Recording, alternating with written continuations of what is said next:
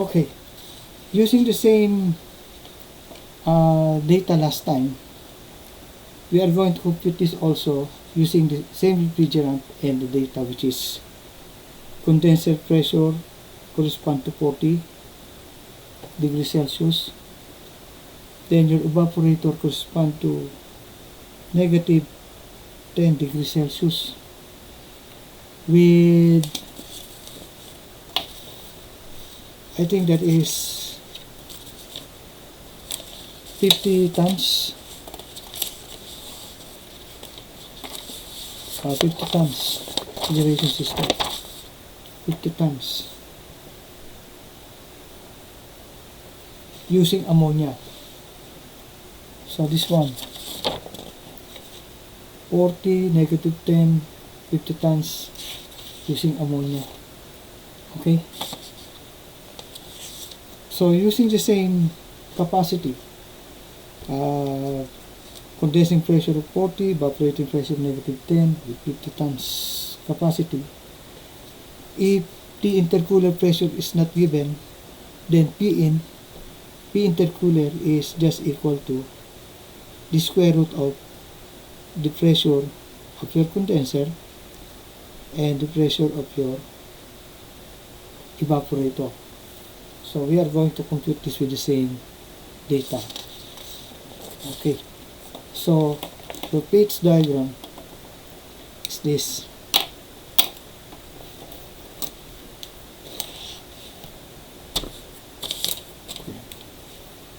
So we have here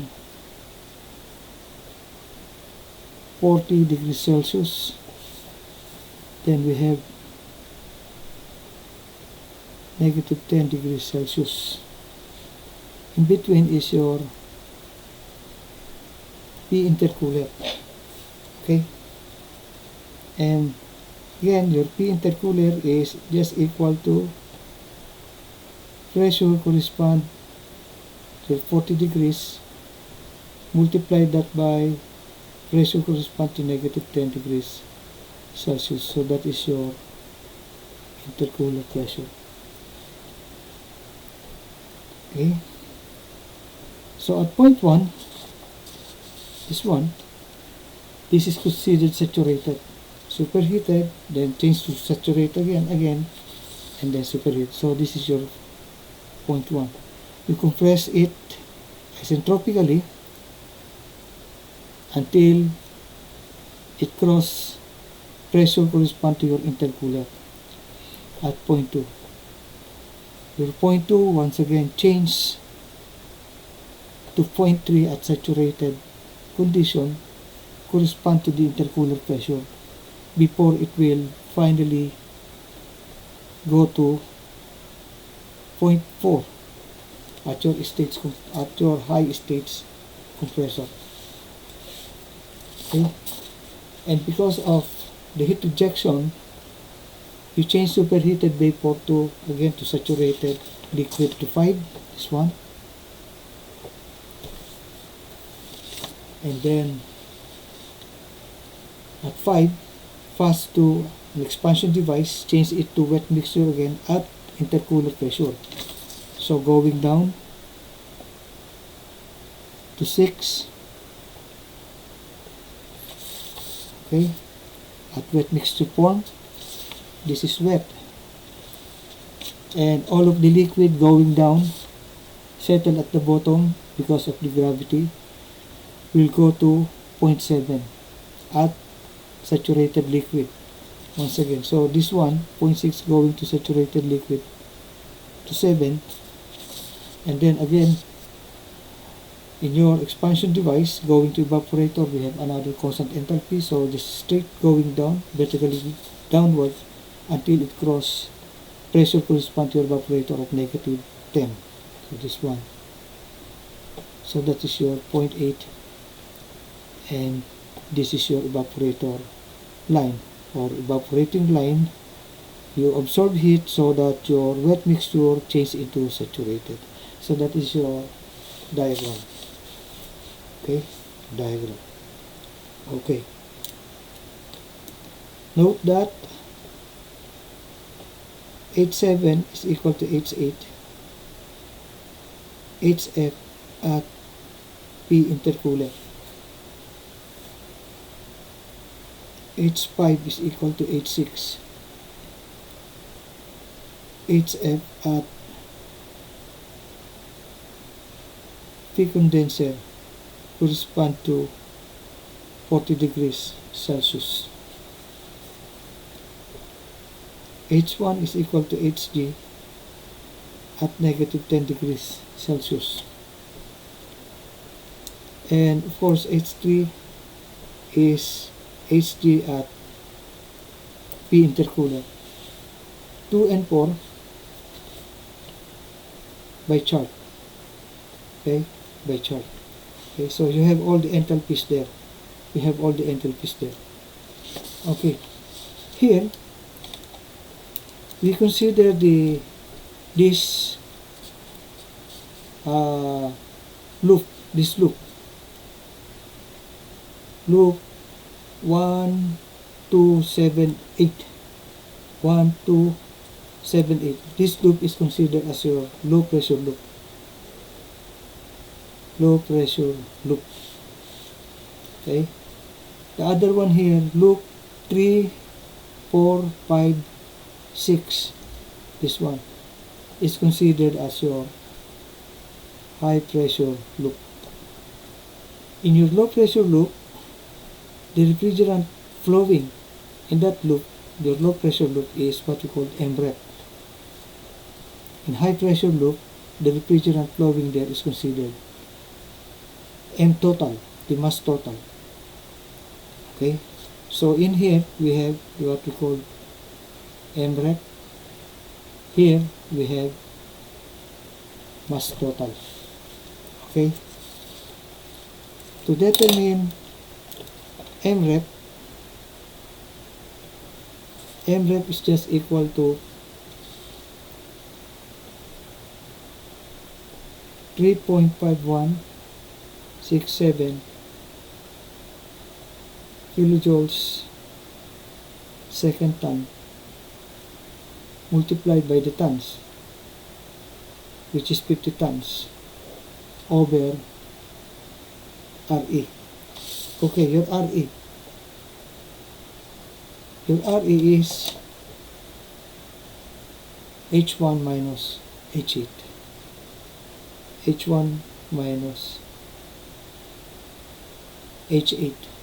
Okay, so you have your mass rep in kilogram per seconds. For QA, because we have a heat absorbed here, we have only mass rep multiplied by refrigerating effect. So you have there kilowatts. Okay, so you have already mass rep here. Mass rep is defined. Okay, we don't know MT or mass total. MT, the refrigerant flowing in the high pressure loop. Your high pressure loop is 3, 4, 5, 6. Okay.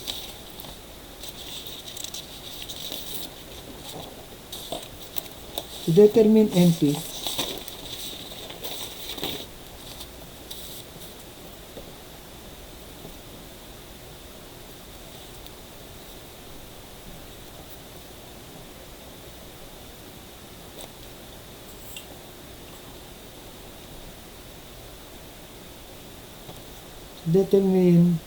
MT, the refrigerant flowing in the high pressure loop,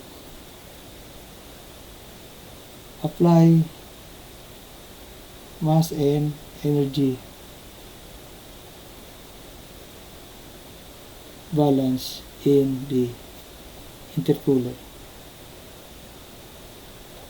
Again, this intercooler is an open intercooler.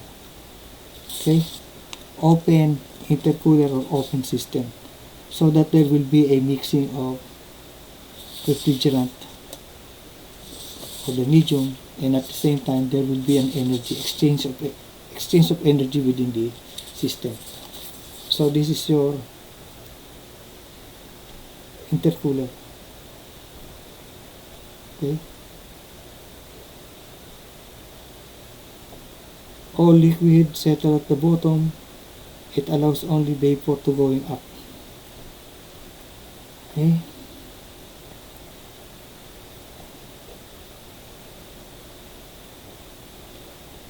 Superheated vapor is submerged. Okay. Something like that. Okay. So here we have here mass rep. We have also here mass rep. In here we have mass total. Mass total. Okay. See? The refrigerant flowing in your high pressure loop, HPL, is mass total. The refrigerant flowing in your low pressure loop, LPL, is refrigerant mass rep. So this one. And also this is 0.7, this is 0.2, this is 0.3, this is 0.6. Okay, something like that. Yeah. Okay. So in here we have H7, H2, here we have H3, here we have H6. So apply energy in, energy out. We have energy in mass rep H2 plus mass total H6 equal to going out mass total H3 plus mass rep H7. Okay. Okay. So we combine mass rep, combine empty. So transpose values of your empty to the other side, to the left side. We have there empty H6 minus H3 equals mrep H7 transpose mrep H2 to the other side minus H2. Okay. Empty H6 minus 3 mrep H7 minus H2. Then define empty. Empty is equal to mrep H7 H2 over H6 H3. So you have your empty in kilogram per seconds. Okay. So after getting empty, we already have empty. You can now compute for power of compressor B. By the way, power of compressor A is this one. This point. After your QA, you can compute for PA. Your PA is equal to mass rep WCA. Work compressor A. WCA is equal to H2 H1. Okay. H2 H1 and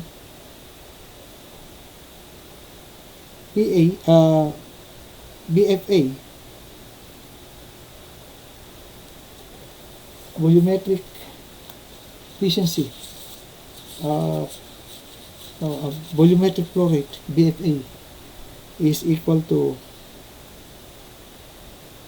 mass rep multiplied by specific volume at 0.1. Okay. V1 is equal to Vg at negative 10 degrees Celsius. Okay. This one.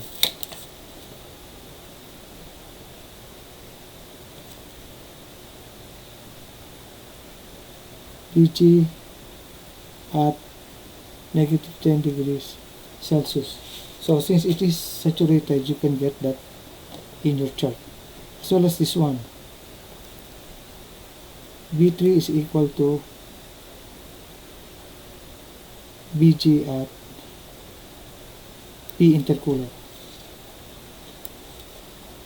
If you need to interpolate the value of this, including the enthalpy and the specific volume, you interpolate that. Okay, so that you have your power compressor A, as well as the pressure or the volumetric flow rate at compressor A, BFA. Okay, then we'll proceed to compressor B. After getting empty,